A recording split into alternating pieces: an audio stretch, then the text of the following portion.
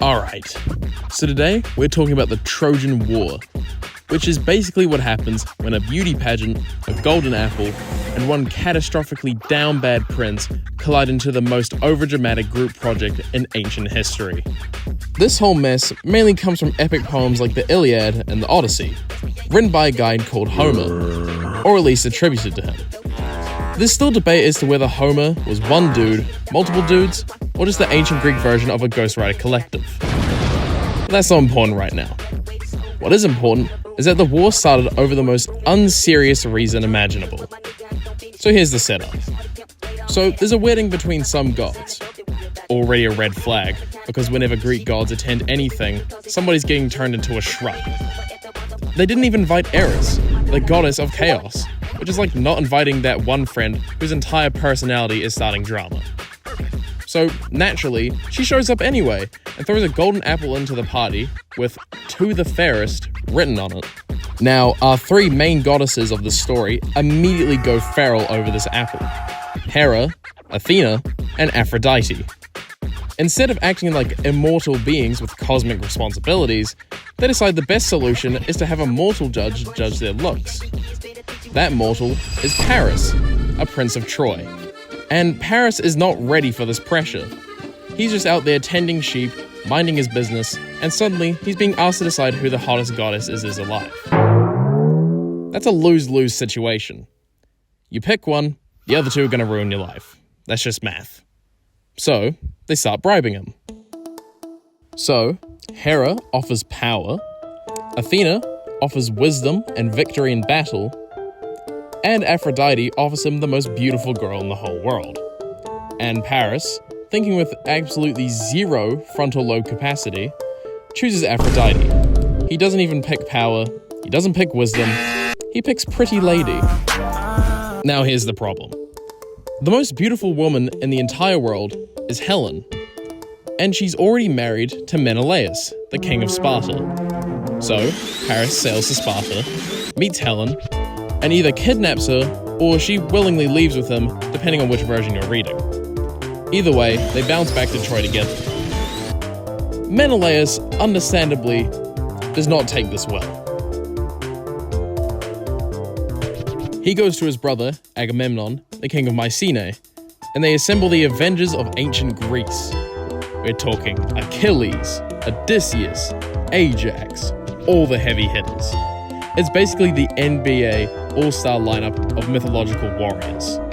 So, they sail to Troy and laid siege to the city. For 10 whole years.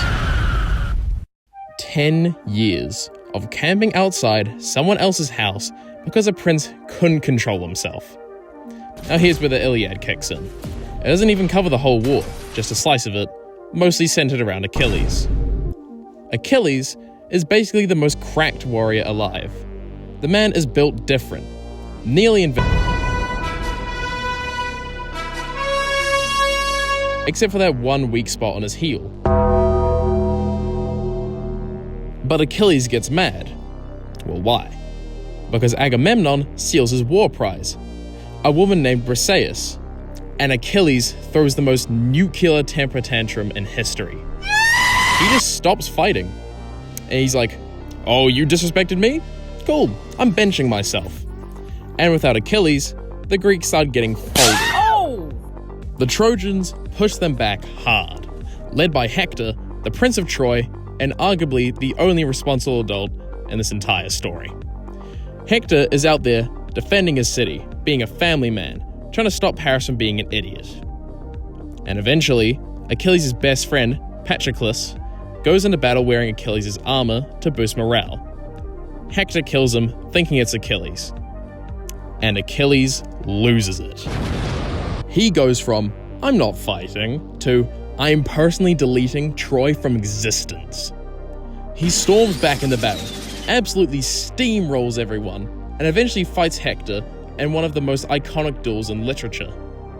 Achilles wins, of course, but then drags Hector's body around in a chariot, which is both savage and extremely petty.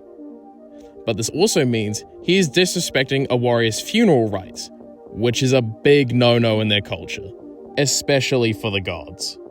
Eventually, Achilles himself dies, shot in the heel by Paris, guided by Apollo.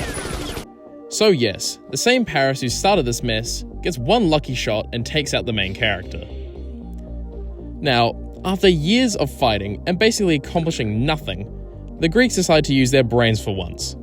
And this idea comes from Odysseus, the king of Ithaca and the mastermind of, what if we just lied? They build a giant wooden horse. And I'm not talking about some cute little hobby horse. I mean massive, city-sized IKEA project from the depths of Hades. They pretend to sail away, leaving the horse behind as a gift. The Trojans find it and think, oh wow, a free giant horse, sick!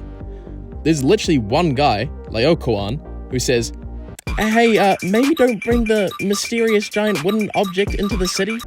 And he immediately gets killed by sea serpents, which is the universe saying, shut up logic. So, they bring the horse inside the walls of Troy. And at night, the soldiers climb out of the horse, open the gates, and the army that had secretly come back storms the city. Troy gets absolutely obliterated. Fires everywhere. Chaos. Total wipe. Astyanax, Hector's baby son, gets thrown from the walls. The women are enslaved. The city is destroyed. It's brutal. And that's the Trojan War.